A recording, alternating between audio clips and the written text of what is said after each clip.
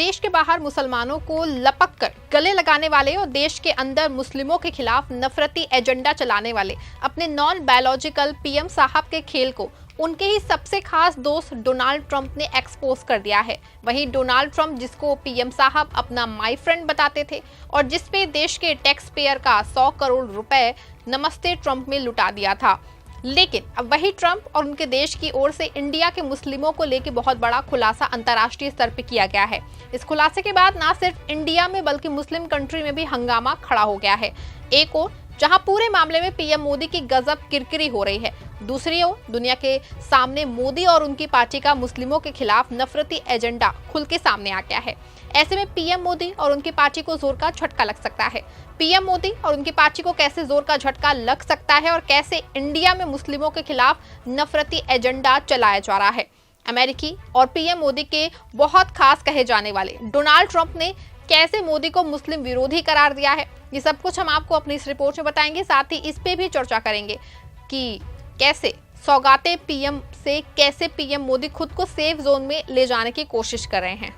नमस्कार, आप देख रहे हैं 4 PM और मैं हूं आपके साथ सिमरन। दोस्तों, अक्सर देखा होगा आपने कि पीएम मोदी जब कई बार सऊदी अरब, यूएई, कतर, ईरान, इराक, ये सब मुस्लिम कंट्री में जाते हैं तो कैसे लपक के मुस्लिमों को गले लगा लेते हैं। लेकिन देश में मुस्लिमों के साथ क्या हो रहा है, इसकी कलई पीएम मोदी के सबसे खास दोस्त डोनाल्ड ट्रंप ने खोल दी है। डोनाल्ड ट्रंप और उनकी सरकार ने भारतीय मुस्लिमों को लेकर एक बड़ा खुलासा किया है। इस खुलासे में इंडियन मुस्लिमों की हालत का आंकलन और मोदी सरकार के नफरती एजेंडे के बारे में चर्चा की है।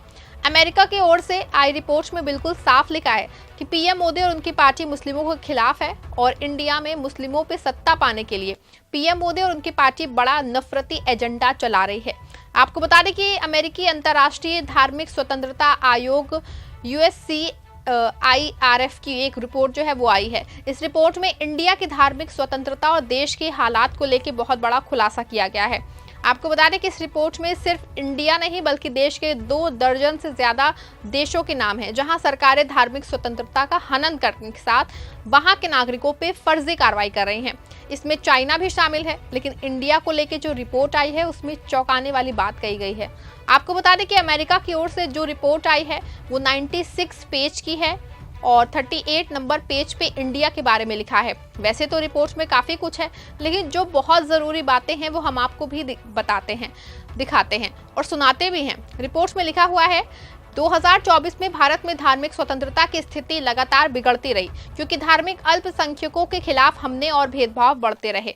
जून में राष्ट्रीय चुनावों से पहले प्रधानमंत्री नरेंद्र मोदी सहित भाजपा के सदस्यों ने राजनीतिक समर्थन हासिल करने के लिए मुसलमानों और अन्य धार्मिक अल्पसंख्यकों के खिलाफ घृण बयानबाजी और गलत सूचना का प्रचार किया।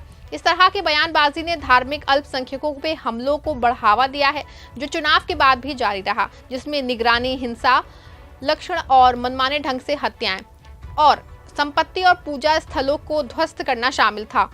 अधिकारियों ने नागरिक समाज संगठनों पर नकेल कसने और धार्मिक अल्पसंख्यकों के सदस्यों, मानवाधिकार रक्षकों और धार्मिक स्वतंत्रता पे रिपोर्टिंग करने वाले पत्रकारों को हिरासत में लेने के लिए गैर कानूनी गतिविधि रोकथाम अधिनियम और विदेशी योगदान विनियमन अधिनियम सहित आतंकवाद विरोधी और वित्त पोषण कानूनों का दुरुपयोग करना जारी रखा। सरकार ने अपने आपराधिक कोड को भी नए कानून के साथ बदल दिया, जिसमें धार्मिक अल्पसंख्यकों को निशाना बनाया जा सकता है अगर उन्हें लगता है कि भारत की संप्रभुता, एकता और अखंडता को खतरे में डाल रहे हैं। मार्च में भाजपा ने 2019 के नागरिकता संशोधन अधिनियम को लागू करने के लिए नियम पेश किया, जिसमें पाकिस्तान, अफगानिस्तान और बांग्लादेश से भागने वाले गैर मुस्लिम अल्पसंख्यकों को फास्ट ट्रैक नागरिकता की पेशकश की। 2019 में CAA का शांतिपूर्ण विरोध करने के लिए UAPA के तहत कई व्यक्ति हिरासत में रहे, जिनमें उमर खालिद, मीरान हैदर और शर्जील इमाम शामिल हैं। राष्ट्रीय नागरिक रजिस्टर के साथ ही जिसमें सभी निवासियों को नागरिकता का प्रमाण देने की आवश्यकता होती है। CAA ने मुस्लिम समुदाय में डर पैदा किया कि अधिकारी उनकी नागरिकता छीन सकते हैं। जैसा कि जुलाई में जब असम में विदेशी न्याय अधिकरणों ने 28 मुसलमानों को गैर नागरिक घोषित किया और उन्हें निर्वासन केंद्रों में भेज दिया। पूरे वर्ष के दौरान दिल्ली विकास प्राधिकरण सहित विभिन्न प्राधिकरणों में ध्वस्त मस्जिदों के ऊपर हिंदू मंदिरों के निर्माण सहित पूजा स्थलों के अधिग्रहण और विध्वंस की सुविधा प्रदान की। उल्लेखनीय है कि जनवरी में प्रधानमंत्री मोदी ने अयोध्या में राम मंदिर की प्राण प्रतिष्ठा की, जो बाबरी मस्जिद के खंडहरों पर बना है, जिसे हिंदू भीड़ ने 1992 में ध्वस्त कर दिया था। प्रतिष्ठा के बाद विभिन्न राज्यों में धार्मिक अल्पसंख्यकों पर हमले शुरू हो गए। अधिकारियों ने बार बार भारतीय दंड संहिता की धारा 295 का उल्लंघन किया, जो पूजा स्थलों को नष्ट करने या नुकसान पहुंचाने को अपराध बताती है। मुस्लिमों की संपत्ति को बुलडोजर से ध्वस्त कर दिया, जिसमें अवैध मानी जाने वाली मस्जिदें भी शामिल है। अधिकारियों ने धार्मिक अल्पसंख्यकों को निशाना बनाने के लिए भेदभावपूर्ण राज्य स्तरीय धर्मांतरण विरोधी कानून और गोहत्या विरोधी कानून लागू किए। जून और जुलाई में उत्तर प्रदेश में पुलिस ने राज्य के धर्मांतरण विरोधी कानून का उल्लंघन करने के आरोप में 20 ईसाइयों को हिरासत में लिया, जिसमें 4 पादरी भी शामिल थे।